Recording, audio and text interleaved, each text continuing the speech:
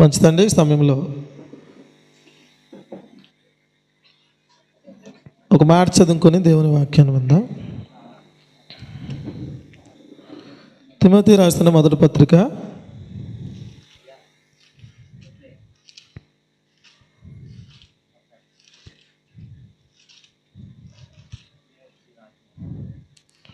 కొత్త నిబంధన 191 పేజీ కుడివైపు ఉంటుంది చూడండి.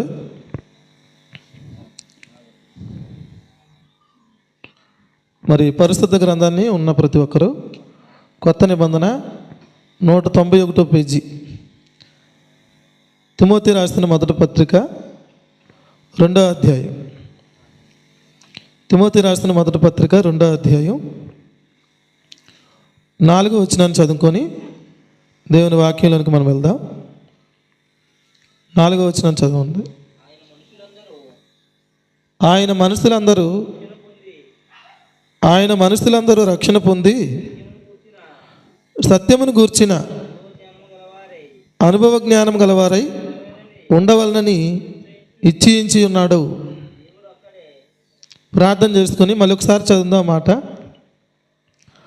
ఆయన మనుషులందరూ రక్షణ పొంది సత్యమును గూర్చిన అనుభవ జ్ఞానం గలవారై ఉండవలనని ఇచ్ఛించి ఉన్నాడు. ప్రార్థన చేద్దాం. ప్రేమ కలిగిన మా తండ్రి, దయగలిగిన మా ప్రభువా, నీకు స్తోత్రాలు స్తుతులు చెల్లిస్తున్నాం. రాత్రికాల సమయంలో తండ్రి, నీ ఆత్మ సహాయమును మాకు అనుగ్రహిస్తూ, ప్రత్యక్షతను అనుగ్రహిస్తూ, ప్రభా నూతనమైన సంగతులను మీరు అనుగ్రహించి నడిపించమని చేరవలసిన ప్రతి ఒక్కరు తండ్రి, నీ మాటలు గ్రహించడానికి వారికి నీ ఆత్మ సహాయమును ప్రసాదించండి. ప్రభా పౌలు గారు, శీల గారు అనేకులు వర్తమానాన్ని చెప్తున్నప్పుడు తండ్రి, లూదియా హృదయం ఎలాగైతే తెరవబడిందో అనేకులు హృదయాలు తెరవబడును గాక అని ప్రార్థిస్తున్నాం, స్తుతిస్తున్నాం. ప్రతి ఒక్కరికి నీ ఆత్మ సహాయమును ప్రసాదిస్తూ నీ మాటలు ప్రతి ఒక్కరు గ్రహించడానికి సహాయం చేయమని, నీ సత్యవాక్యమును సరిగా విభజించి ఉపదేశించుటకు మాకు నీ సహాయం దయచేయమని యేసుక్రీస్తు ప్రభువారి నామాన్ని బట్టి స్తుతిస్తూ ఈ చిన్న ప్రార్థన అడుగు వేడుకునిస్తున్నాము తండ్రి, ఆమేన్. మంచిదండి. ఈ సమయాన్ని ఇచ్చిన దేవాది దేవుడికి, అలాగే చేరి వచ్చిన దేవుని పిల్లలైన మీ అందరికీ కూడా ప్రభు పేరిట వందనాలు తెలియజేస్తున్నాను.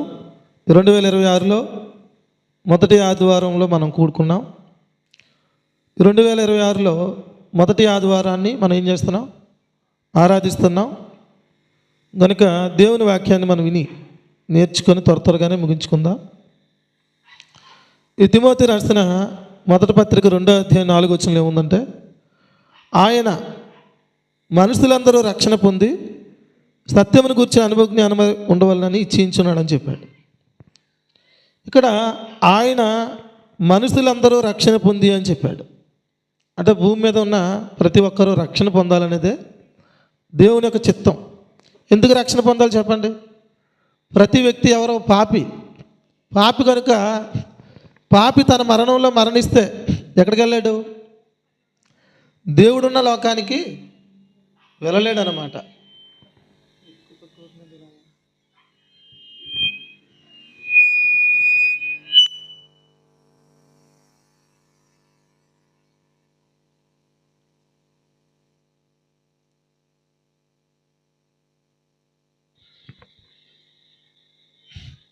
జాగ్రత్త కింద. అందుకనే ప్రతి ఒక్కరు ఏం పొందాలి చెప్పండి? రక్షణ అనేది పొందాలన్నమాట. చూడండి ఒకసారి యోహాను సువార్త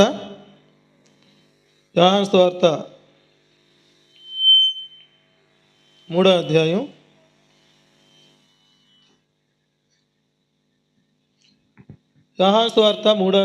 16వ వచనం చదవండి. దేవుడు లోకమును ఎంతో ప్రేమించెను. దేవుడు లోకాన్ని ఏం చేశాడంట? చాలా ప్రేమించాడంట. ఆ బాక్స్ అటు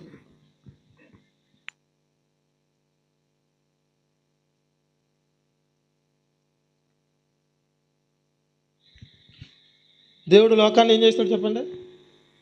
చాలా ప్రేమించాడు. ఆ చివరికి లైన్ కొంచెం తగ్గించు. అదే సరిపో. దేవుడు లోకాన్ని ఏం చేస్తాడు చెప్పండి? ఎంతో ప్రేమించాడు. 17 వచనం చదవండి. లోకము తన కుమారుని ద్వారా రక్షణ పొందుటకే కానీ లోకమునకు తీర్పు తీర్చుటకు దేవుడు ఆయనను లోకములోనికి పంపలేదని చెప్పాడు. అంటే లోకాన్ని దేవుడు చాలా ప్రేమించాడు. లోకము తన కుమారుని ద్వారా యేసు ప్రభు ద్వారా రక్షణ పొందుటకే లోకానికి దేవుడు యేసు ప్రభుని పంపించారు. ఈరోజున ప్రతి వ్యక్తి ప్రభు రాక కూడా ఎందుకు లేట్ అవుతుంది చెప్పండి? దేవుడు త్వరగా వస్తానన్నవాడు బేగా ఎందుకు రాకుండా మానేస్తాడు చెప్పండి? త్వరగా పేతురు గారు రాస్తున్న మొదటి పత్రిక 2వ పత్రిక 3వ అధ్యాయం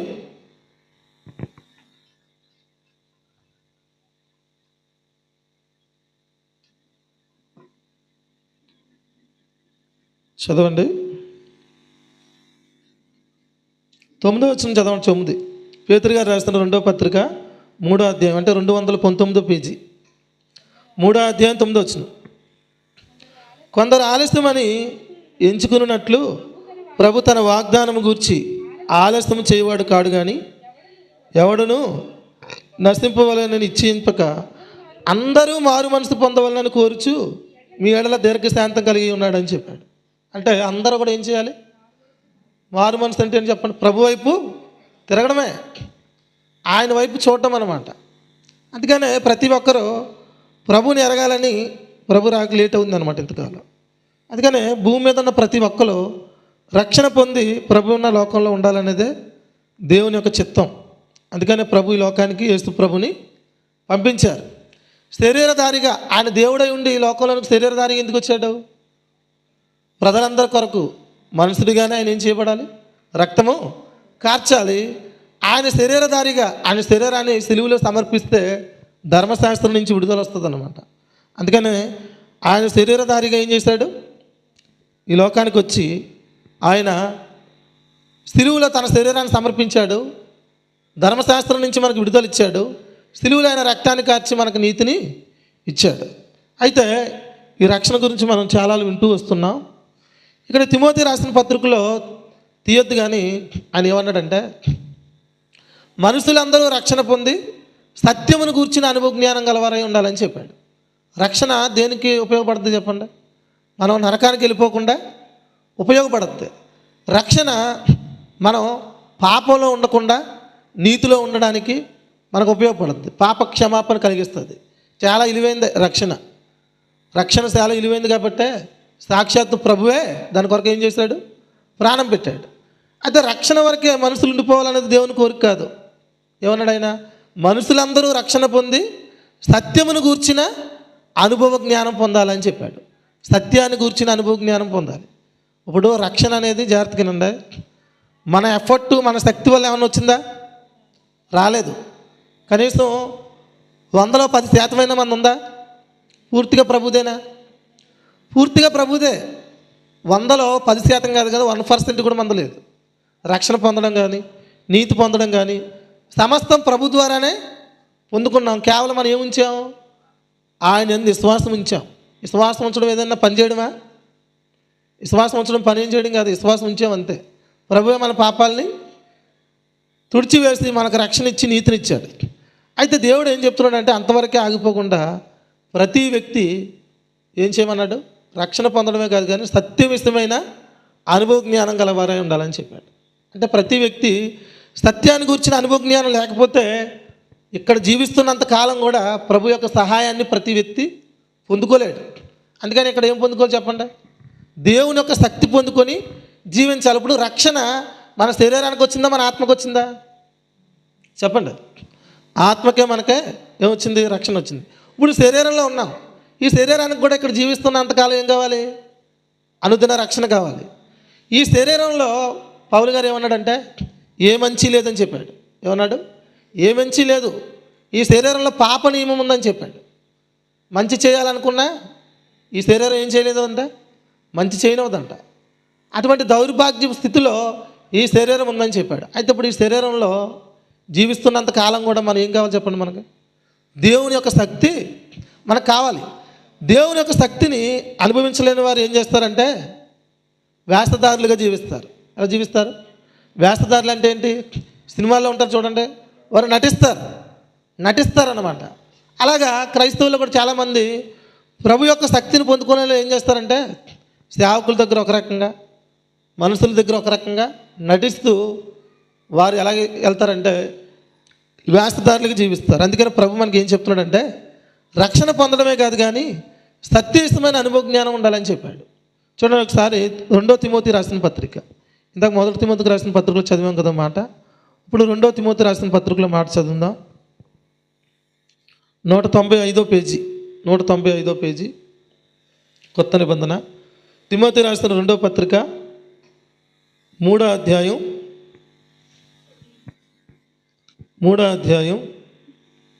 మొదటి నుంచి చాలా సంగతులు ఉంటాయి. 3వ అధ్యాయంలో అంత్యకాలములో అపాయకరమైన కాలములు వచ్చినని మీకు తెలియను, యాలనగా మనుషులు స్వార్థప్రియులు, ధనాపేక్షకులు, బింకములాడువారు, అహంకారులు, దోస్తకులు అని చెప్పాడు. 3వ వచనం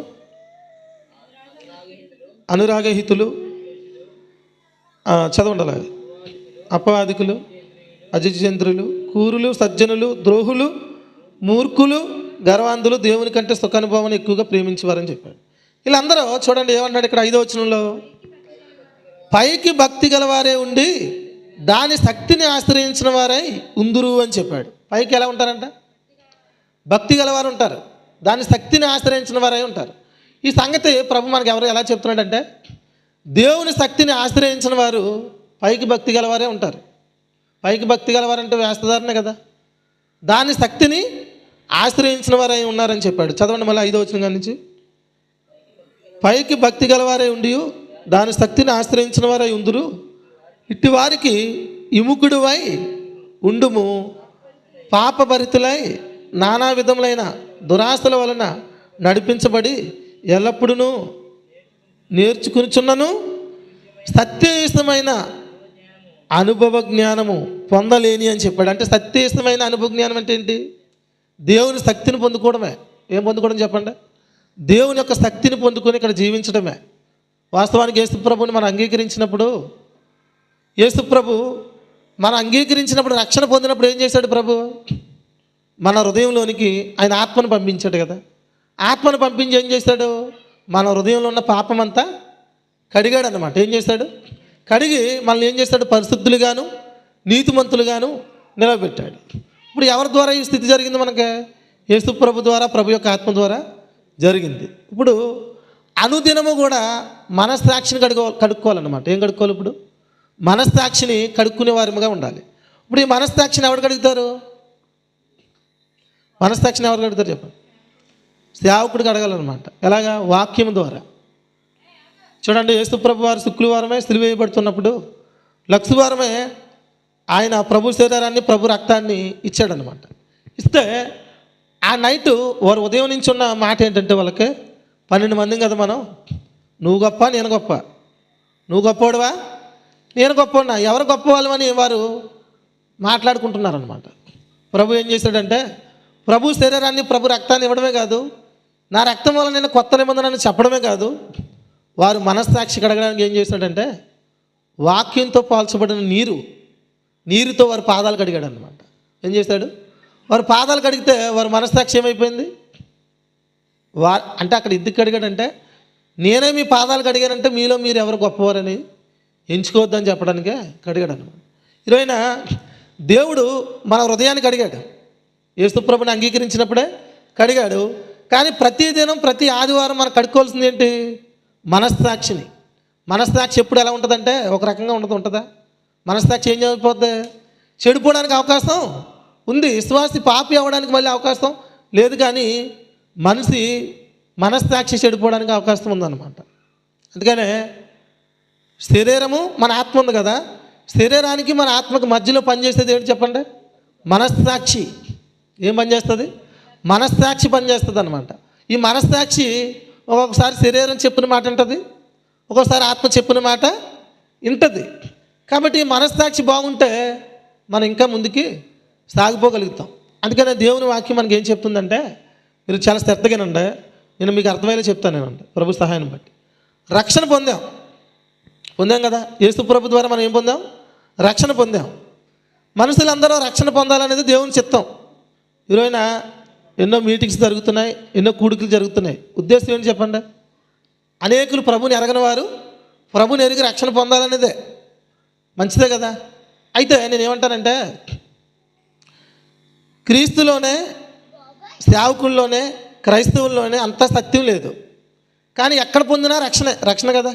ఇప్పుడు యేసు ప్రభుని ఏ సంఘానికి వెళ్ళి విశ్వసించినా రక్షణ కదా, రక్షణ. దాంట్లో ఇబ్బంది ఏం లేదు. కానీ సత్యంలో మనకి ఏం దొరుకుద్దంటే అనుభవ జ్ఞానం దొరుకుద్ది అనమాట. అందుకని ప్రభు ఏం చెప్పాడు, ఈ మాట నోటి అర్థం చేసుకోండి మీరు. చూడండి, హెబ్రీయులకు రాసిన పత్రిక 10వ అధ్యాయం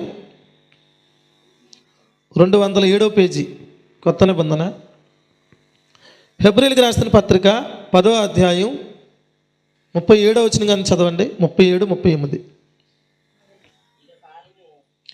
ఇక కాలము బహు కొంచెంగా ఉన్నది, వచ్చుచున్నవాడు ఆలస్యము చేయకవచ్చును, నా ఎదుట నీతిమంతుడైన వాడు అని చెప్పాడు. ఆగండి అక్కడ.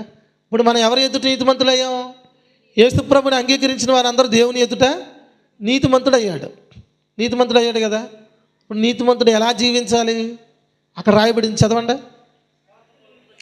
విశ్వాస మూలంగా జీవించును కానీ అతడు వెనుక తీసిన ఎడల అతని యందు నా ఆత్మకు సంతోషం ఉండదని చెప్పాడు. అంటే ఇక్కడ అర్థం చేసుకోండి, ఈరోజు ప్రపంచవ్యాప్తంగా క్రైస్తవులు ఉన్నారు కదా, యేసు ప్రభుని ఎరిగిన వారు ఉన్నారు, రక్షించబడిన వారు ఉన్నారు, నీతిమంతులుగా తీర్చబడిన వారు ఉన్నారు. వారు అందరూ విశ్వాస మూలంగా జీవిస్తారా? జీవించరు. అంటే విశ్వాస మూలంగా జీవించరు, సామర్థ్యాన్ని బట్టి జీవిస్తారు. సామర్థ్యాన్ని బట్టి జీవించే వాళ్ళు దేవుని సంతోషపరిచే వాళ్ళు కాదు, విశ్వాసాన్ని బట్టి జీవించే వాళ్ళే దేవుని సంతోషపరిచేవాళ్ళు. దీన్ని అన్నాడు, ఏమన్నాడు? మనుషులందరూ రక్షణ పొంది సత్యమును గూర్చిన అనుభవ జ్ఞానం అని చెప్పాడు. సత్యము గూర్చిన అనుభవ జ్ఞానం ఏంటో చెప్పండి. ఇప్పుడు విశ్వాస మూలంగా జీవించడమే. ఎలా జీవించడం? విశ్వాస మూలంగా జీవించడమే. నీతిమంతుడు ఎలా జీవించాలి? ఇప్పుడు లోకంలో ప్రభుని ఎరగని వ్యక్తిని విశ్వాస మూలంగా జీవిస్తాడా? జీవించడం. దేన్ని బట్టి జీవిస్తాడు?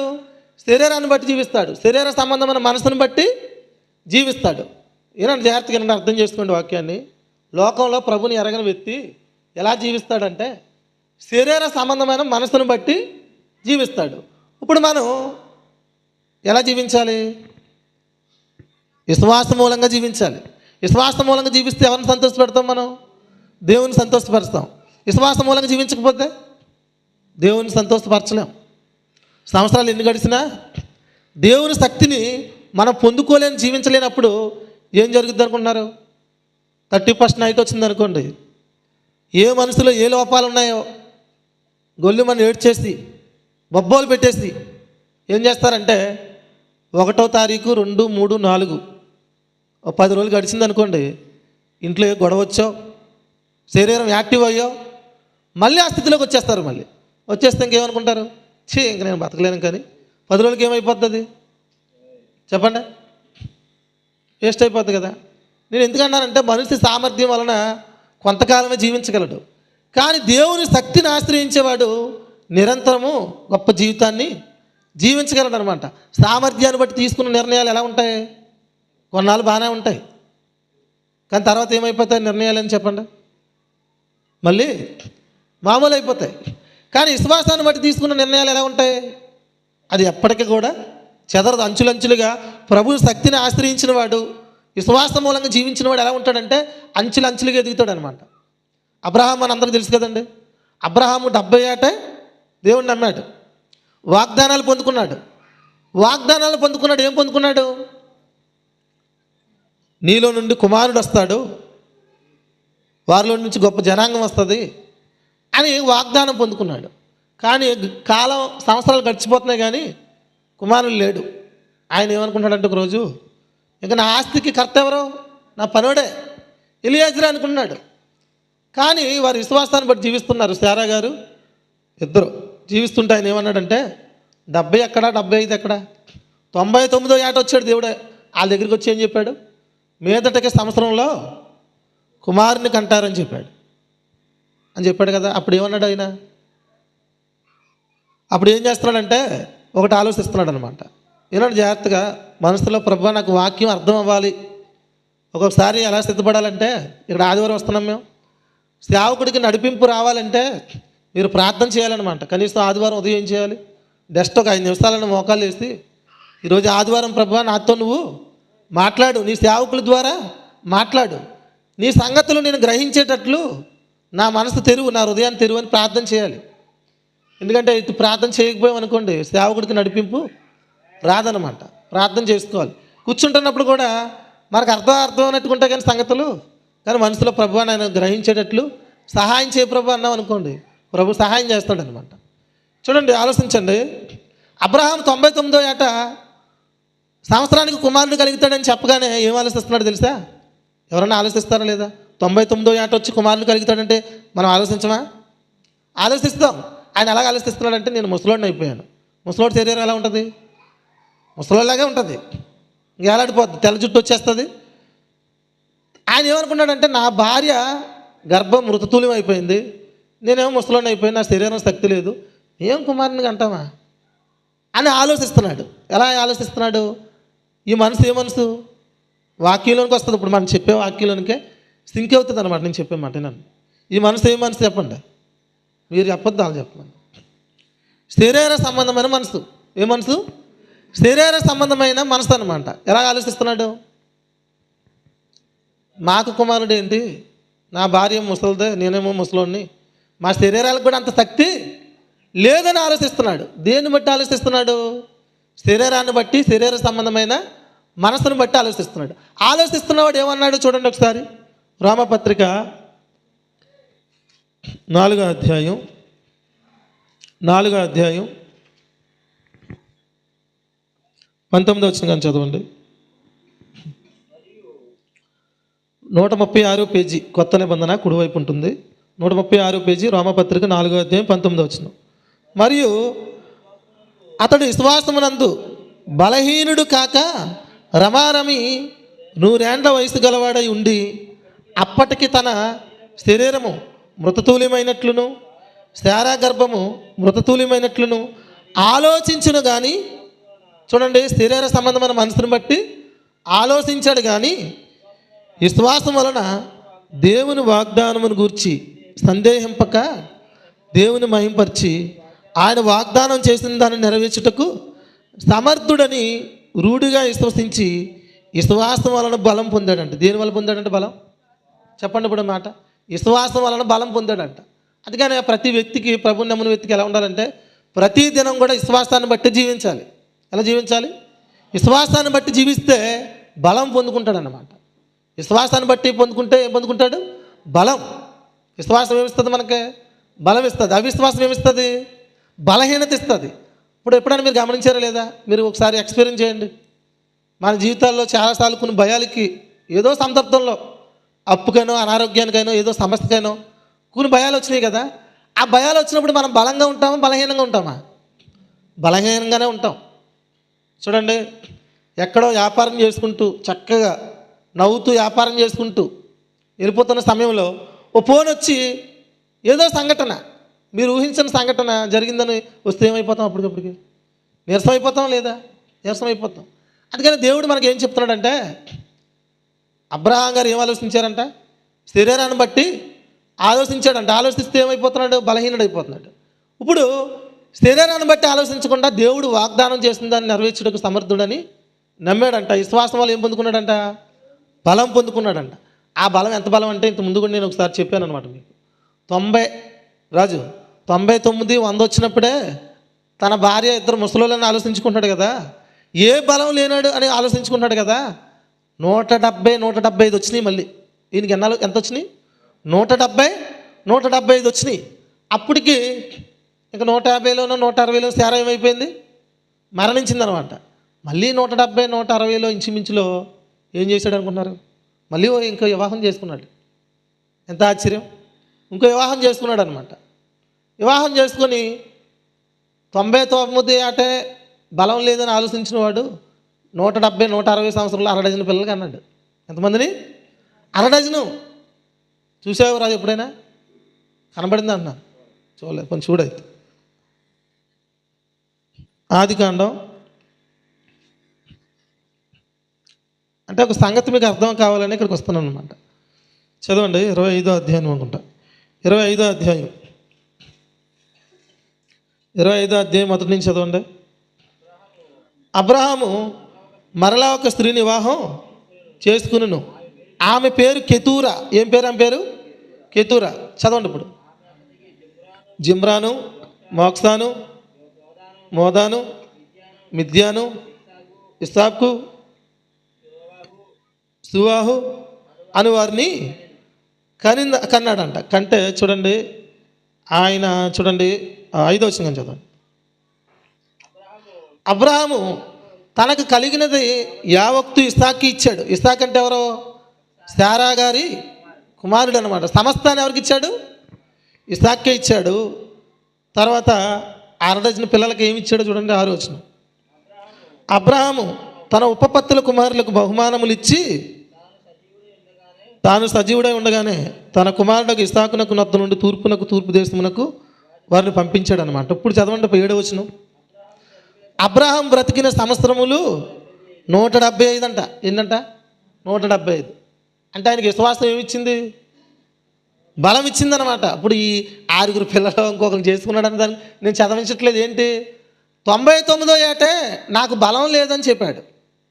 కానీ దేవుడు వాగ్దానం చేసిన దాన్ని నెరవేర్చుటకు సమర్థుడని నమ్మినప్పుడు విశ్వాసం ఏమిచ్చింది? ఆయనకి బలం ఇచ్చిందనమాట. అందుకని ఈరోజున ప్రతి విశ్వాసం ఎలా జీవించాలంటే విశ్వాసాన్ని బట్టి జీవించాలి.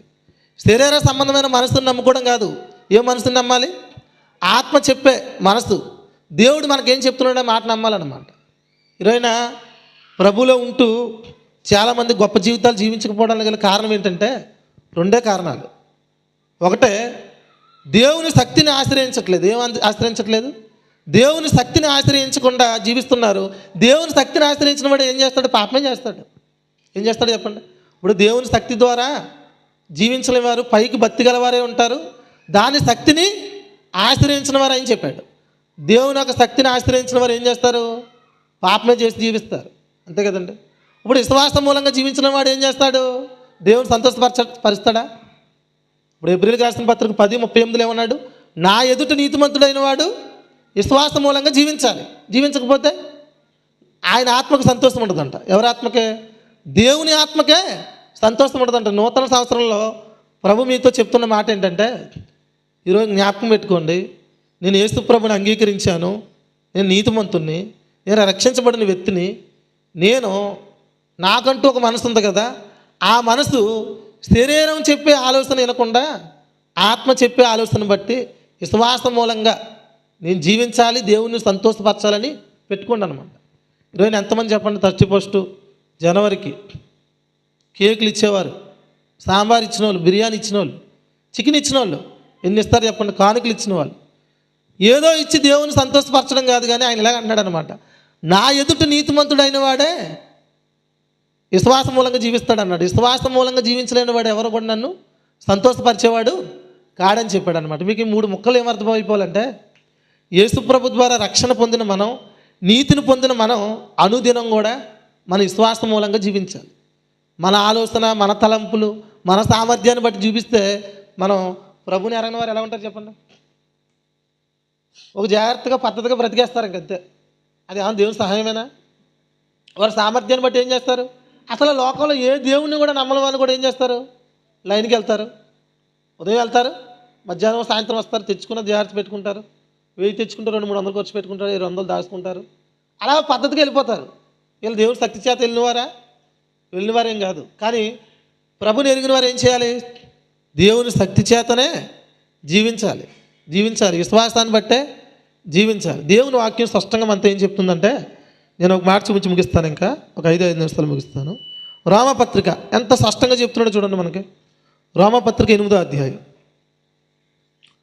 రోమపత్రిక 8వ అధ్యాయం 138వ పేజీ, కొత్త నిబంధన 138వ పేజీ, 8వ అధ్యాయం 5వ వచనం కానీ చదవండి. 5వ వచనం కానీ, శరీరానుసారులు శరీర ఇష్టం మీద మనసుంతురు, ఆత్మానుసారులు ఆత్మ ఇష్టం మీద మనసుంతురు. శరీరానుసారమైన మనసు మరణం అని చెప్పాడు. తర్వాత ఆత్మానుసారమైన మనసు జీవమును సమాధానమునై ఉందని చెప్పాడు. అంటే ఆత్మానుసారమైన మనసు ఏంటి చెప్పండి? ఇప్పుడు జీవము, సమాధానం. మనం ఎప్పుడు ఏం కావాలనుకుంటాం? జీవాన్ని అనుభవించిన వాడికి ఏముంది? సమాధానం ఉంది. మన కుటుంబానికి మనకే ఈ సంవత్సరం అంతా ఏం కలగాలి చెప్పండి? సమాధానమే కలగాలి, అంతే కదండి. ఇప్పుడు సమాధానంలో మన జీవితంలో ఉండాలంటే ఏం చేయాలి? అక్కడ అన్నాడు, ఏమన్నాడు? ఆత్మానుసారమైన మనసు జీవమును సమాధానమై ఉందని చెప్పాడు కదా. ఇప్పుడు చదవండి 7వ వచనం. చూడండి, అర్థం చేసుకుంటూ చెప్పిన వాక్యం మనసులో పెట్టుకుంటూ జాగ్రత్తగా ఆలోచించండి వాక్యాన్ని. 7వ వచనం. యాలి అనగా శరీరానుసారమైన మనస్సు. ఏ మనసు చెప్పండి అందరూ? శరీరానుసారమైన మనస్సు దేవునికి విరోధమై ఉన్నదంట. శరీరానుసారమైన మనసు ఎలా ఉందంట? దేవునికి విరోధమై ఉందని చెప్పాడు. తర్వాత ఏమన్నాడు? అది దేవుని ధర్మశాస్త్రమునకు లోబడదు, అంటే వాక్యానికి లోబడదు, ఏ మాత్రమును లోబడనేరదు. 8వ వచనం. కాగా శరీర స్వభావం గలవారు దేవుణ్ణి సంతోషపరచలేరని చెప్పాడు అనమాట. ఇప్పుడు అబ్రహాం గారి దగ్గరికి దూతలు పంపించాడు కదా దేవుడు, మీదటికి సంవత్సరంలో కుమారుడు అనుగ్రహించబడతాడే అని చెప్పగానే ఎలా ఎత్తుకున్నాడు చుట్టూ ఆయన శరీరాన్ని, తన భార్య శరీరాన్ని ఎత్తుకున్నాడు. ఏమని? నా భార్య ముసలిది అయిపోయింది, నేను ముసలిని అయిపోయాను, మాకు కుమారుడు ఏంటని ఆలోచిస్తున్నాడు. ఇదేం మనసు? శరీర సంబంధమైన మనసు, సామర్థ్యాన్ని బట్టి ఆలోచిస్తున్నాడు. ఈరోజు మనం ఏం ఆలోచిస్తాం చెప్పండి? అప్పులు కూడా ఎలా ఆలోచిస్తాం? అప్పులు ఒకటే లెక్కెట్టుకుంటూ వెళ్ళాం అనుకోండి, లెక్కెట్టుకున్న దాకా బాగానే ఉంటుంది, లెక్కెట్టుకున్న తర్వాత ఎలా ఉంటుంది? టెన్షన్, భయం మొదలవుతుంది, అంతే కదండి. ఏదైనా సమస్య ఉందనుకోండి మన చుట్టూ, శరీరాన్ని బట్టి ఆలోచించామనుకోండి అది చాలా కష్టంగానే ఉంటుంది కదండి. కాబట్టి చూడండి, ఏదైనా కార్యం బట్టి ఆలోచించామనుకోండి మన జీవితాలు ఇది లోటుగా ఉందనుకోండి, అది శరీర సంబంధమైన మనసు, అంటే సామర్థ్యాన్ని బట్టి ఆలోచించేది ఎలా ఉంటుంది చెప్పండి? మా కుటుంబంలో ఒక సమస్య వచ్చి పడింది అనమాట. ఇప్పుడు మన సంవత్సరం 2 పిల్లలు మా కుటుంబంలో నుంచి దూరం అయ్యే పరిస్థితి, పిల్లలకు ఆధారంగా వచ్చే ధనం కూడా దూరం అయ్యే పరిస్థితి వచ్చినప్పుడు చాలా ప్రయత్నాలు చేశారు మా వాళ్ళు. నేను ఏమనేవాడిని అనమంటే, దేవుడి మీద ఆనుకోండి అని చెప్తే ప్రార్థన చేయమనేవాళ్ళు, కానీ వాళ్ళ మనసు మాత్రం ఎలా ఉండేదంటే ఇంకా మామూలుగా ఉండేది కాదు. ప్రభు చివరికి వారి ప్రయత్నాలన్నింటిలో కూడా ఎక్కడ జరగనప్పుడు వారు ఒకసారి దేవుని సేవకులు వచ్చి వారి ఇంటికి ప్రార్థన చేసినప్పుడు, దేవుడి మీద ఆనుకోండి మీరు, ప్రభు జరిగిస్తాడని చెప్పినప్పుడు ఆశ్చర్యకరంగా ప్రభు ఏం చేశాడు? కార్యం జరిగించాడనమాట. నేను 7దిలో దోస్తల గారు ఎవరు కోడలన్నమాట, గోట్రేస్ గారు వారి కుమార్తె అనారోగ్యం వచ్చినప్పుడు చాలా అంటే చాలా, నేను ప్రతి మంగళవారం వెళ్ళి అక్కడికి వాక్యం చెప్పేవాడిని. వారు వాక్యం విన్నా సరిగ్గా వినేవాళ్ళు కాదు, వచ్చేవాళ్ళు కాదు. వారి మనసు ఎలా ఉండేది? డాక్టర్లే చెప్పారంటే ఇంకా అవుతుందా? లేదు లేదు అనేది ఉండేది అనమాట. తర్వాత వాళ్ళు అలా క్రమంగా వచ్చే వాక్యం వినేవాళ్ళు అనమాట. ప్రభు ఏం చెప్పాడంటే, మీరు వాక్యం వింటే రెస్ట్లోకి వెళ్తారు, విశ్రాంతిలోనికి వెళ్తారు. చూడండి, అన్న ఉంది కదా, అన్న మనకు తెలుసు కదా, పెనిన్న, అదే చెప్పండి పేర్లేంటి? అన్న పెనిన్న, ఆయన భర్త పేరు వెల్కానా, అదే మొత్తం మీద అన్న ఉంది కదా. బిడ్డలు లేనప్పుడు ఏం చేసింది? బిడ్డలు లేనప్పుడు తన సౌతి ద్వారా చాలా విధాలుగా చాలా ఇబ్బందులు పడింది. కానీ ఒక దినం ఏం చేసిందంటే, దేవుని యొక్క మందిరానికి వెళ్ళి ప్రార్థన చేసింది, ప్రభు నాకు సహాయం చేస్తాడని ఇంక వెళ్ళిపోయింది అనమాట. ఇంకా మనసులో ఇంకా ప్రభు సహాయం చేస్తాడు మొక్కుకుంది వెళ్ళిపోయింది అనమాట. తర్వాత ప్రభు సహాయం చేస్తాడా లేదా? సహాయం చేసి గొప్ప ప్రవక్తనిచ్చాడు, సమయాన్ని ఇచ్చాడు అనమాట. అలాగే ఈ రోజున ఏ విషయమైనా శరీర సంబంధంగా కాదు, అది దేవుని ఎదుటి ఎడితే మనం ప్రభు ఏం చేస్తాడు? మనకి సహాయం చేస్తాడు. ఇక్కడ ఏమన్నాడంటే 8వ వచనం మళ్ళీ చదువు రాజు. 8:8 రామపత్రిక 8. కాగా శరీర స్వభావం గలవారు దేవుని సంతోషపరచనేరరు అని చెప్పాడు. దేవుని సంతోషపరచగలరా? శరీర స్వభావం అంటే ఏంటి? శరీర సంబంధం మన మనసు కదండి, శరీర సంబంధమైన మనసు అన్నమాట. అందుకనే నేను ఏం చెప్తున్నానంటే, ప్రతి విశ్వాసకి హృదయ పవిత్రత ఎలా జరిగింది? ప్రభు యొక్క ఆత్మ ద్వారా, ప్రభు ద్వారా జరిగింది. కానీ మనస్సాక్షి కూడా ఏం చేయబడాలి? కడగబడాలి. ఎలా కడగబడుతుంది మనస్సాక్షి? సేవకుడు, యాజకుడు ద్వారా చెప్పే ఒక ప్రసంగం ద్వారా, ప్రభు యొక్క మాటల ద్వారా ఏం చేయబడుతుంది? ఇప్పుడు ఏనంటే పని మీకు అర్థం అవడానికి, ఒక వ్యక్తి మనస్సాక్షి సామర్థ్యం వైపు ఉందనుకోండి, సేవకుడు చెప్పే వర్తమానం ద్వారా పూర్తిగా ఎలాగొచ్చేవాళ్ళు? సామర్థ్యాన్ని విడిచిపెట్టి దేవుని మీదకే ఆ మనసు వచ్చేవాళ్ళు అనమాట. వస్తే ఏం జరుగుతుంది? కార్యాలు జరుగుతాయి. ఇలా లేకపోతే ఈరోజున నష్టమే కలుగుతుంది అనమాట, లాభాలు ఏమీ కలగవు. ఇశ్రాయేలు ప్రజలు వారందరూ ఎక్కడ విమోచించబడ్డారు? ఐగుప్తులోనే విమోచించబడ్డారు. ఒక గొర్రెపిల్ల రక్తము ద్వారా విమోచించబడ్డారు. విమోచించబడిన వారు ఎర్ర సముద్రం దగ్గరికి వెళ్ళారు. ఎర్ర సముద్రం ఏమో ఎదుర్కొంటుంది. వెనకాల ఏమో ఎవరున్నారు? ఫరో సైన్యం ఉంది. ఫరో సైన్యం తరుముతుంది. ముందేమో ఎర్ర సముద్రం ఉంది. ఇలాగ ఏమనుకున్నారంటే మోసే మీద తిరగబడ్డారనమాట. 6 లక్షల మంది ప్రజలు ఏమన్నారు? వెంటనే వెనకాల ఒక సమస్య ఉంది. ఫరో సైన్యం వెంటాడుతుంది. ఎదరేముంది? ఎర్ర సముద్రం ఉంది. దారి లేదు. దారి ఉందా? దారి లేదనమాట. దారి లేకపోతే ఏం జరిగింది? వారు ఏమన్నారంటే వెంటనే వచ్చేసింది అనమాట. శరీర సంబంధం మనసు వచ్చేసి మోసే మీద తిరగబడ్డారనమాట. ఎలాగంటే ఐగుప్తులో సమాధులు లేవని ఇక్కడ తీసుకొచ్చావా అరణ్యంలోనికి?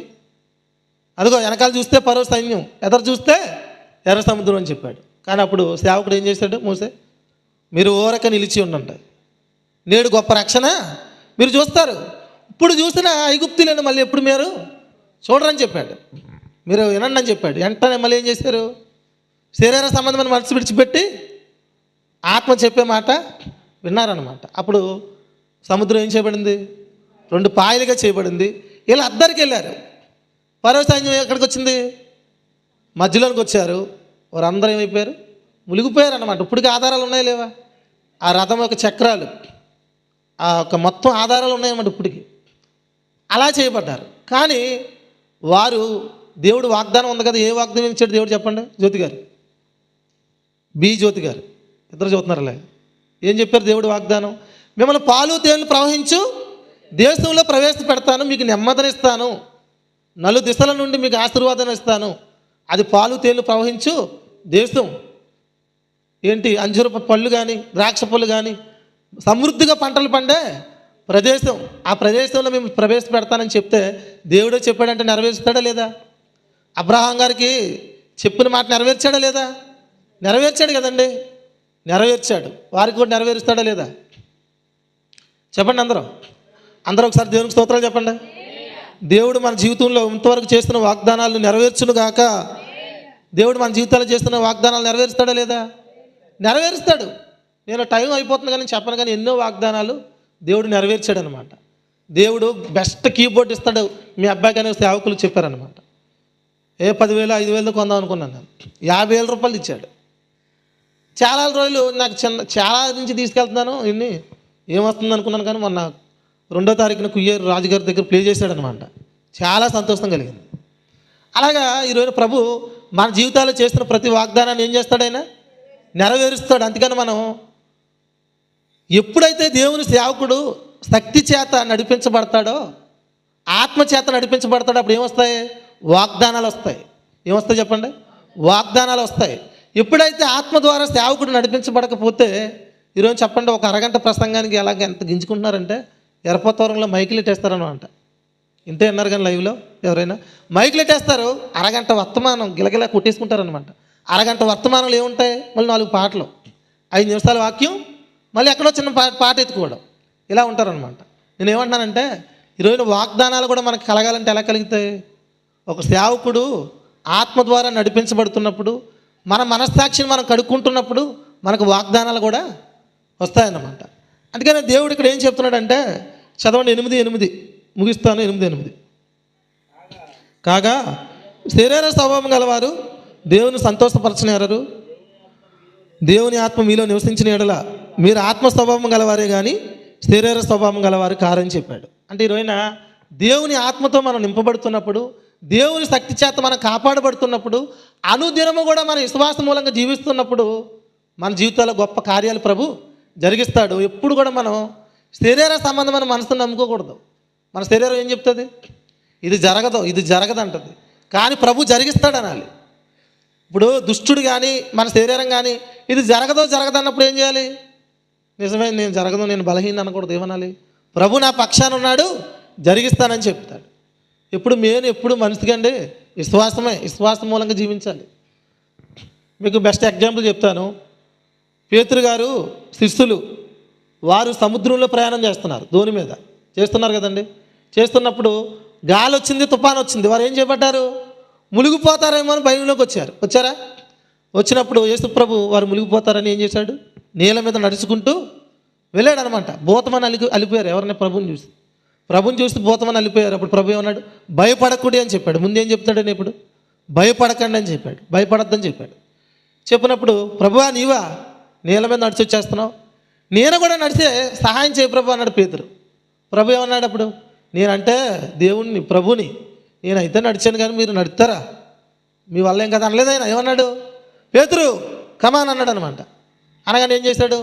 చిన్న బాబాయ్ గారు ఇల్లు కాడి నుంచి ఇక్కడ దాకా ఉందనుకోండి, ఇప్పుడు నేను ఉన్నంతవరకు రమ్మనగానే వారి గడప నుంచి ఇక్కడికి అనుకోండి, ఆ రమ్మనగానే పేతురు ఏం చేస్తున్నాడు? నడుచుకుంటూ వచ్చేస్తున్నాడు అనమాట. ఎక్కడ? దేని మీద? సముద్రం మీద. 4 అడుగులు వేసాడు, 6 అడుగులు వేసాడు. ఇంచుమించులో శంకర్ గారు గోడ దాకా వచ్చాడు. వచ్చిన తర్వాత 4 అడుగులు వేసాడంటే సహాయాన్ని బట్టే కదా వేస్తున్నాడు. ఇంకా ప్రభు దగ్గరికి వెళ్ళిపోతాడు కదా. ఇంకో 4 అడుగులు వేస్తే ఇక్కడికి వచ్చేస్తాడు. కానీ మధ్యలోకి వచ్చి ఏం ఆలోచిస్తున్నాడు? గాలిని తుఫాన్ని మళ్ళీ చూస్తున్నాడు. గాలి తుఫాన్ని ఏం చూస్తున్నాడు? మళ్ళీ చూస్తున్నాడు. గాలి తుఫాన్ని ఎప్పుడు చూశాడో, సామర్థ్యాన్ని ఎప్పుడు చూశాడో, అంటే శరీర సంబంధమైన మనసును ఎప్పుడైతే చూశాడో ఆలోచించి మళ్ళీ మునిగిపోతున్నాడు అనమాట. అప్పుడు ప్రభు ఏం చేశాడు? ఆయన పైకి తీసాడు అనమాట. విశ్వాసం లేని వారులారా అని చెప్పాడు. అంటే ఈరోజు విశ్వాసం మన జీవితాల్లో ఎన్ని కార్యాలు జరిగిస్తుంది? ఇప్పుడు తుఫాన్ లాంటివి, గాలి లాంటివి మన జీవితాలు ఎన్నో వస్తాయి. కానీ వచ్చినా ఏం చేయాలి? విశ్వాసాన్ని బట్టి మనం ప్రభునే చూడాలన్నమాట. మన విశ్వాసం మూలంగానే జీవించాలి. విశ్వాసం మూలంగా జీవించాలి. శరీర సంబంధమైన మనసు చెప్పేది వినడం కాదు, దేవుడు చెప్పేదే మనం వినాలి. దేవుడు చెప్పిన మాటే మనం వింటే ఎప్పటికైనా ప్రభు మనకేం చేస్తాడు? సహాయం త్వరగానే చేస్తాడు. చూడండి, వాగ్దానాలు ప్రభు మన జీవితాల్లో నెరవేరుస్తాడా లేదా? చేసిన వాగ్దానాన్ని నెరవేరుస్తాడా లేదా? నెరవేరుస్తాడు. కానీ ఇశ్రాయేలు ప్రజలు ఏం చేస్తారు అనుకుంటున్నారు? ఎర్ర సముద్రాన్ని దాటారు కానీ యోర్దాను నది దగ్గరికి వెళ్ళినప్పుడు వారు ఏమైపోయారు అనుకుంటున్నారు? మళ్ళీ శరీర సంబంధమైన మనసు వచ్చింది. వచ్చిందా లేదా? శరీర సంబంధమైన మనసు ఎలా వచ్చిందంటే, శంకర్ గారు, బయట ఉన్న ప్రసాద్ గారు, ఎలా వచ్చిందంటే, ఆయన మీరు వెళ్తారన్నాడు కానీ 6 లక్షల మందిని మనల్ని, ఒకవేళ ఆ దేశంలో ఆల్రెడీ ఉన్నవాళ్ళు బలవంతులో బలహీనలో వారి మీద మనం గెలుస్తామో లేదో, అసలు ఆ మంచి దేశం పాలు తేనెలు ప్రవహించే దేశం అన్నాడు. అసలు ఆ మంచిదో కాదో? మంచిదంటే మంచిది కాదు చెప్పండి. ఆయన చెప్పింది మంచిదే అవుతుంది కదా, చెడ్డదేం అవుతుంది కదా. నేను మొన్న డిసెంబర్ 26వ తారీఖుకి 5 సంవత్సరాలు అవుతుంది మందిరం కట్టి 5 సంవత్సరాలు పూర్తవుతుంది. ఇప్పుడు 6వ సంవత్సరం. ఆ వీడియో ఉండి నేను మురిసిపోయాను అనమాట మొన్న ఆ 2 రోజులు చూసుకొని. ఆ వీడియోలో చాలామంది ఉన్నారు. చిన్న బాబాయ్, గణేష్ బాబాయ్, కృష్ణ బాబాయ్, మీ ఊరి నుంచి చాలామంది వచ్చారు. ఆ వీడియోలో ఉన్నారనమాట ఆ చర్చ్ ఓపెనింగ్ రోజు. దానికి ముందు నేను చాలా భయపడ్డాను. నేను మందిరం కట్టడం ఏంటి, నేను పిల్లలతో ఉన్నాను, ఇబ్బందులతో ఉన్నాను. కానీ ప్రభు నన్ను చాలా బలపరిచేవాడు అనమాట. కానీ ఏదనుకున్న ప్రభు బలపరిచిన ఉద్దేశాన్ని, ఆ ఒక ఆలోచన బట్టే మనం ముందుకెళ్తే మేలా, మన ఆలోచన మన సామర్థ్యాన్ని బట్టి వెళ్తే మేలా? దేవుని ఆలోచన బట్టి వెళ్తేనే మేలు కదండి. మన ఆలోచన బట్టి వెళ్తే మేలేమి కాదనమాట. ఇప్పుడు ఇశ్రాయేలు ప్రజలు ఏమనుకున్నారంటే, శంకర్ గారు, వారు ఎన్ని గోత్రాల ప్రజలు? 12 గోత్రాల ప్రజలు. మంచి ఐడియా వచ్చేసింది వాళ్ళకి. శరీర సంబంధమైన ఐడియా ఏంటంటే 12 గోత్రాల వారు కాబట్టి గోత్రానికి ఒక్కొక్కలం. 6 లక్షల మంది ప్రజలంటే గోత్రానికి ఒక 50,000 మంది ఉండుంటారు. గోత్రానికి ఒక్కొక్కరు 50,000 మందికి ఒక్కడంటే గొప్పోడు అంటారా చెడ్డోడు అంటారా? గొప్పోడే. 12 మంది. మనం ముందు వెళ్దాం, వెళ్ళి ఏం చేద్దాం? ఆ దేశం మంచిదో చెడ్డదో, వాళ్ళ బలవంతులో బలహీనలో వారి మీద మనం గెలుస్తామో లేదో ఒకసారి చూసేద్దామని వెళ్ళారనమాట. ఏం చేశారు? ఒకసారి చూసేద్దామని వెళ్ళారు. వెళితే మెత్తన హృదయం పాట ఉంటుంది కదా, ఎన్నో నెంబర్లను చూడండి ఇలాగా అందరేనండి. 12 మంది వెళ్ళారు కదా. 12 మంది వెళ్ళిన తర్వాత అంతా చూశారనమాట. అంతా చూసి మళ్ళీ చక్కగా వచ్చేసారు వీళ్ళ దగ్గరికి. 40 రోజులు తిరిగారంట ఆ దేశాన్ని. 12 మంది తిరిగి వచ్చారనమాట. వచ్చిన వాళ్ళు ఏం చేయాలి? మనం ఎలాగ వెళ్ళాం కాబట్టి ఈ పక్క నుంచి వెళ్తే మంచిదా, ఆ పక్క నుంచి వెళ్తే మంచిదా? దేవుడు వాగ్దానం చేశాడు కాబట్టి నెరవేరుస్తాడు. పదండి అనాలా? దాంట్లో 10 మందికి ఏమొచ్చిందంటే శరీర సంబంధమైన మనసు వచ్చింది. ఏ మనసు వచ్చింది? శరీర సంబంధమైన మనసు ఎంత నష్టమో ఆలోచించండి ఒకసారి. శరీర సంబంధమైన మనసు ఎంత నష్టమో ఆలోచించండి. 10 మంది ఏం చెప్పారంటే, ఈ 6 లక్షల మంది ప్రజలకి చెడ్డ సమాచారం చెప్పారు. ఏంటనుకుంటున్నారా చెడ్డ సమాచారం? ప్రజలారా, ఆ దేశం మంచిదే కానీ వారు బలవంతులు. వారు ఎవరో అక్కడ ఉన్నవాళ్ళు చాలా బలవంతులు. వారి దగ్గర మనం ఓడిపోతాం. మళ్ళీ ఒక నాయకుడిని నియమించుకొని మనం మళ్ళీ తిరిగి వెళ్ళిపోతాం రండి అని చెప్తున్నాడు. మరి వాళ్ళ కార్యాలు చూసారా లేదు? దేవుని కార్యాలు. ఎర్ర సముద్రాన్ని దాటడం చూశారు, 2 పాయలు కావడం మాటలా చూశారు. వారి ఆహారం అంటే ఆహారం, అన్నం అదే నీరు, బట్టలు మాసిపోలేదు, చెప్పులు అరిగిపోలేదు. పగలేమో మేఘస్తంభం, రాత్రి ఏమో అగ్నిస్తంభం, ఇవన్నీ అనుభవించారు. కానీ 10 మంది చెప్పిన చెడ్డ సమాచారం ఏంటో చెడ్డ సమాచారం, శరీర సంబంధమైన మనసుతో చెప్పిన మాటలు వారు విని మళ్ళీ ఏమైపోయారు, వాళ్ళు వెనక్కే తిరిగిపోయారు. అప్పుడు ఆ టైంలో నలుగురు ఉన్నారనమాట అక్కడ సేవకులు. నలుగురు ఎవరు? మోసే, అహరోను, యెహోషువ, కాలేబులు. వారు నలుగురు యెహోషువ కాలేబులు. ఈ 12 మందిలో 10 మంది అన్నాను కదా, ఇంకో ఇద్దరు ఎవరంటే యెహోషువ కాలేబులు. వారు ఏమన్నారంటే, అయ్యా ఒకసారి ఆగండి, ఆ దేశం మంచి దేశం, దేవుడు మనకేం చేశాడు, వాగ్దానం చేశాడు, ఆ దేశంలో మనం ప్రవేశపెడతాడు, మీరు ఆగండి, వారికి భయపడద్దని చెప్తే, లేదు లేదు మీరు మమ్మల్ని ఆపారంటే మిమ్మల్ని చంపేస్తామన్నారు. వాళ్ళు ఏమన్నారు? మేము చంపేస్తామని చెప్పారు. అప్పుడు దేవుడు ఏమన్నాడంటే, వెళ్ళిపోనే ఉండాలి. ఏం చేయండి? వారు వెళ్ళిపోనే ఉండి, యెహోషువ కాలేబులు మీ ఇద్దరు 18, మన రమేష్ ఉన్నాడు కదా, మన గూటు రమేష్, ఆ వయసు ఉన్న పిల్లలందరినీ తీసుకొని మీరు ముందుకెళ్ళండి, వారు వెనక్కి వెళ్తారని చెప్పాడు అనమాట. వారు ముందుకెళ్ళారు, వీళ్ళు ఎక్కడికి వెళ్ళారు? వెనక్కి వెళ్ళారు. ఎన్ని సంవత్సరాలు తిరిగారంట అరణ్యంలో? 40 సంవత్సరాలు తిరిగారంట. ఇప్పుడు 40 సంవత్సరాలు దేవుడు ఏం చెప్పాడంటే వాళ్ళకి, నేను సహాయకరంగా ఉన్నానని చెప్పాడు అనమాట. ఎలా ఉన్నాడు? సహాయకరంగా ఉన్నానని చెప్పాడు. సహాయకరంగా ఉన్నానని చెప్పాడు. ఈ 40 సంవత్సరాలు వాళ్ళు తిరిగారనమాట, అక్కడక్కడే తిరిగారు. ఈరోజు క్రైస్తవుల్లో ఉన్నవాళ్ళు కూడా, జ్యోతి గారు, క్రైస్తవుల్లో ఉన్నవారు కూడా విశ్వాసాన్ని బట్టి జీవించలేని వారు ఇలాగే తిరుగుతున్నారనమాట. ఏం చేస్తున్నారు? విశ్వాసాన్ని బట్టి జీవించలేని వారు, శరీర సంబంధం బట్టి మనసును బట్టి జీవించే వాళ్ళు అలాగే తిరుగుతున్నారనమాట. ఇప్పుడు ప్రభుని ఎరక్క ముందు, ప్రభుని ఎరిగిన తర్వాత మేము ఎన్నో తిరుగులు తిరిగాం. కానీ ప్రభు చిత్తానికి లోబడిన తర్వాత ప్రభు యొక్క చిత్తాన్నే నెరవేరుస్తున్నాం. ఇప్పుడు మరి వాగ్దానాన్ని చేసిన దేవుడు నమ్మదగిన వాడే కదా. ఈ ఇద్దరి చేత ఆ పిల్లలతో, ఆ పిల్లలంటే మామూలు తక్కువ పిల్లలేం కాదు, 6 లక్షల మంది పిల్లలకే, 6 లక్షల మంది పెద్దలకే, ఒక్కొక్కరికి ముగ్గురు చెప్పున ఎంతమంది ఉంటారు? జ్యోతి గారు చెప్పండి, గోటూరు జ్యోతి గారు.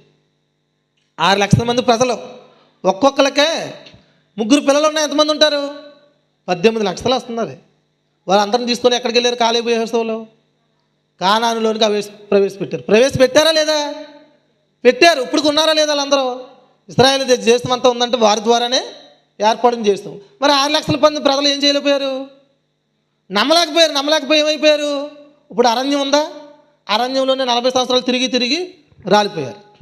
నేను ఏమంటానంటే, క్రైస్తవులో ఉన్న ప్రతి ఒక్కరూ విశ్వాసాన్ని బట్టి జీవించేవారు మాత్రమే గొప్ప విశ్రాంతి, గొప్ప కార్యాలు చూడగలుగుతారు.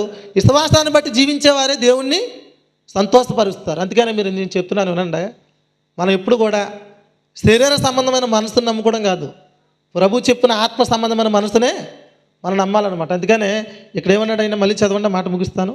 రోమాపత్రిక 8:6 వచనం చదవండి. 8వ వచనం చదవండి, 6 నుంచి చదవండి.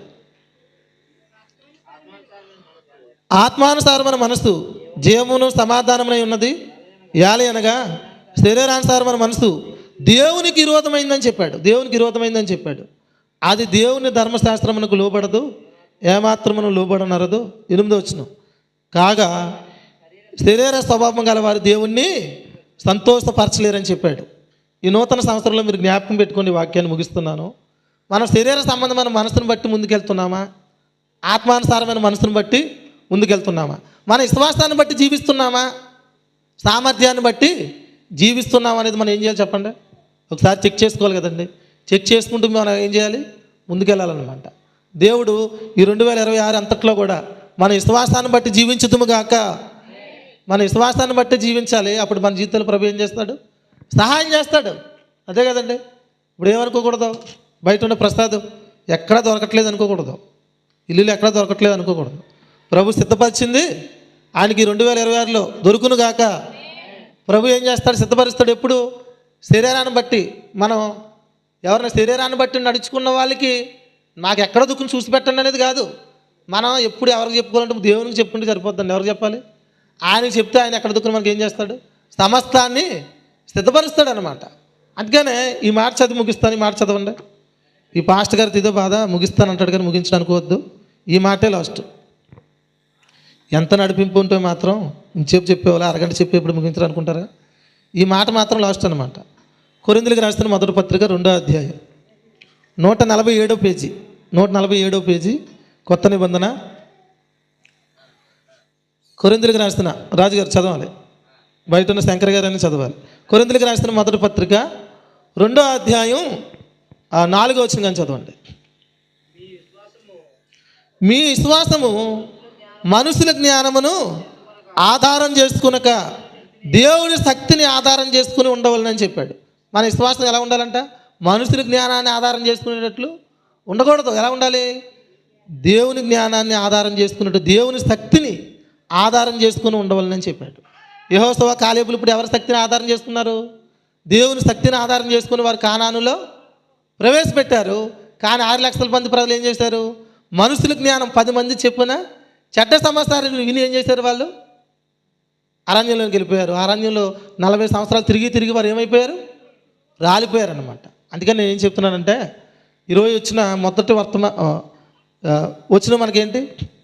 మనుషులందరూ రక్షణ పొందవాలనని దేవుని చిత్తం. కానీ తర్వాత ఏంటి? సత్యమును గూర్చిన అనుభవ జ్ఞానం పొందాలి. ఏం పొందాలి? మనుషులందరూ రక్షణ పొందాలనేది దేవుని చిత్తం. తర్వాత మాట ఏంటి? సత్యమును గూర్చిన అనుభవ జ్ఞానం. సత్యమును గూర్చిన అనుభవ జ్ఞానం ఏంటంటే, ప్రతి మనిషి శరీర సంబంధమైన మనసును బట్టి జీవించడం కాదు, ఆత్మ చెప్పే మాట విశ్వాసాన్ని బట్టి జీవించడమే సత్యమును గూర్చిన అనుభవ జ్ఞానం. ఈ అనుభవ జ్ఞానం లేని వారు దేవుడికి ఏది చేసేస్తున్నా ఆయన సంతోషపరిచే వాళ్ళు ఏమీ కాదు. ఎందుకంటే నా ఎదుట నీతిమంతుడైన వాడు విశ్వాస మూలంగా జీవించును కానీ అతడు వెనుక తీసిన ఎడల నా ఆత్మకు సంతోషం ఉండదని చెప్పాడు దేవుడు. ఏమన్నాడు? నా ఆత్మకు సంతోషం ఉండదని చెప్పాడు. ఇప్పుడు ఇశ్రాయేలు ప్రజలు వెనక్కి తీస్తారా, ముందుకెళ్ళారా? వెనుకే తీశారు. 6 లక్షల మంది ప్రజలు ఏం చేశారు? వెనుకే తీశారు. వారందరూ దేవుని సంతోషపరిచిన వారు కాదనమాట. కాబట్టి ఈ 2026లో మనమందరము దేవుని సంతోషపరచుదుము గాక, మనమందరం విశ్వాస మూలంగా జీవించుదుము గాక, మునుపెన్నడూ చూడని గొప్ప కార్యాలు మన జీవితంలో చూద్దుము గాక. ప్రార్థన చేద్దాం. ప్రేమ కలిగిన మా తండ్రి, దయగలిగిన మా దేవ, ప్రభువా నీకు స్తోత్రాలు స్తుతులు చెల్లిస్తున్నాం తండ్రి. ఇంతవరకు నాయన మీరు ఇచ్చిన సందేశాన్ని బట్టి మనుషులందరూ రక్షణ పొంది నరకం నుంచి తప్పించబడాలనేది మీ చిత్తం. మనుషులందరూ రక్షణ పొంది సత్యమును గూర్చిన అనుభవ జ్ఞానం పొందాలని చెప్తున్నారు. ఆ సత్యము ప్రతి వ్యక్తి యేసుప్రభు ఎదుట నీతిమంతుడైన వాడు విశ్వాస మూలంగా జీవించాలని, జీవించకపోతే దేవుణ్ణి సంతోషపరిచేవారు కారని ప్రభా స్పష్టంగా మీరు మాట్లాడినందుకు స్తుతిస్తున్నాం.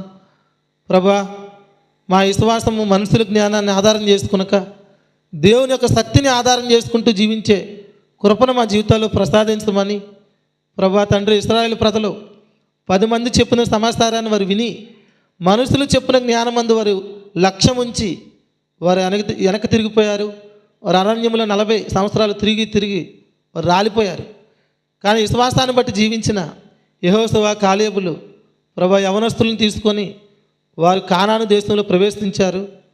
ప్రభా వారు గొప్ప సమృద్ధిని యెహోషువ నాయకత్వంలో వారు 12 గోత్రాల వారు ఆ భూమిని పంచుకోగలిగారు. ప్రభా నీకు స్తోత్రాలు చెల్లిస్తున్నాం. ఈ స్థలంలో తండ్రి ఈ దినాన వచ్చిన వర్తమానాన్ని బట్టి ఎవరు కూడా తండ్రి శరీర సంబంధమైన మనసును నమ్ముకోకుండా ప్రభా ఆత్మానుసారమైన మనసును నమ్ముకుని వారు జీవించడానికి సహాయం చేయమని ప్రార్థిస్తున్నాం. మా హృదయాల్ని ప్రభు యొక్క ఆత్మ ద్వారా కడిగారు.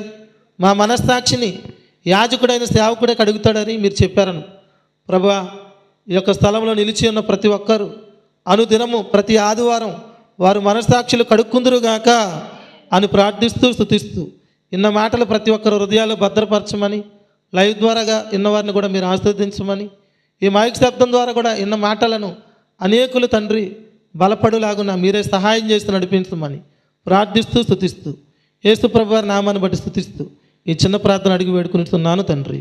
ఆమేన్. అది ఎన్నో నెంబర్ చెప్పారా? చూసారా? చూడలేదా?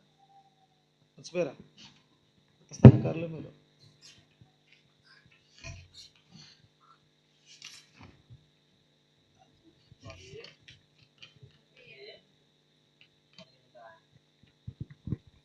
వచ్చిన వర్తమానాన్ని బట్టి ఒక పల్లవి చరణం పాడుకుందాం. ఈ పాటల పుస్తకం ఎవరైనా మీ దగ్గర లేకపోతే నా దగ్గర 2 ఉన్నాయి, తీసుకోండి. 37వ కీర్తన. మెత్తని హృదయములు విశ్వాస నేత్రములు శ్రేష్ఠ కార్యములన్ వివేచించగలవు. మెత్తని హృదయములు విశ్వాస నేత్రములు శ్రేష్ఠ కార్యములన్ వివేచించగలవు. స్పష్టముగా శ్రేష్టముగా చూసేదము వాగ్దానం, ధైర్యముగా దీవెనగా జీవింతును నిశ్చయం. స్పష్టముగా శ్రేష్టముగా చూసేదము వాగ్దానం, ధైర్యముగా దీవెనగా జీవింతును నిశ్చయం.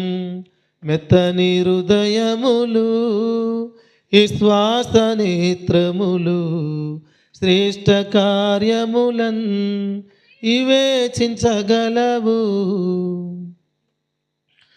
మంచి దేశము ఏగుచూచుట నీ చిత్తము కాదయా, దైవ జ్ఞానము అనుసరించి ప్రవేశించుదమయా. మంచి దేశము ఏగుచూచుట నీ చిత్తము కాదయా, దైవ జ్ఞానము అనుసరించి ప్రవేశించెదమయా. నీవు మంచిదన్నది అది మంచిదేనయ్యా, దాన్ని విచారించే బుద్ధి నాకు వద్దయ్యా. నీవు మంచిదన్నది అది మంచిదేనయ్యా, దాన్ని విచారించే బుద్ధి నాకు వద్దయ్యా. ఆయన మంచిదన్నది మంచిదే కదండి. మరి యెహోషువ కాలేబులు ఏం చేశారు? మంచిదని ఎంచుకొని ప్రవేశించారు. 6 లక్షల మంది ప్రజలు ఏం చేశారు? వారు 10 మంది చెప్పిన చెడ్డ సమాచారాన్ని బట్టి వారు వెనక్కి తీసిపట్టారనమాట. అందుకనే మంచి దేశం వేగు చూచుట నీ చిత్తము కాదయ్యా, వారు వేగి చూడడానికి వెళ్ళారనమాట 12 మంది. కనుక మన జీవితాల్లో ప్రభు ఇచ్చిన వాగ్దానాలని ప్రభు జరిగిస్తారు. కనుక మీరు నిరంతరము ఈ మనస్సాక్షి కలిగే ఈ పరిచర్యలో నిరంతరము వాక్య సందేశాన్ని విని మేలు పొందుకుందురుగాక. ఈ సమయంలో లైవ్ కట్టండి పాస్టర్ గారు. ఏం నేర్చుకోకండి మీరు ఎవరు, వెంకటేష్ గారు మీ అక్కలాగా మీరు కూడా ఏం నేర్చుకోకండి, అన్నీ మేమే పెట్టుకొని అన్నీ మేమే నేర్చుకుంటాం. మంచిదండి. ఈ సమయంలో ప్రభు శరీరాన్ని ప్రభు రక్తాన్ని తీసుకునేవారు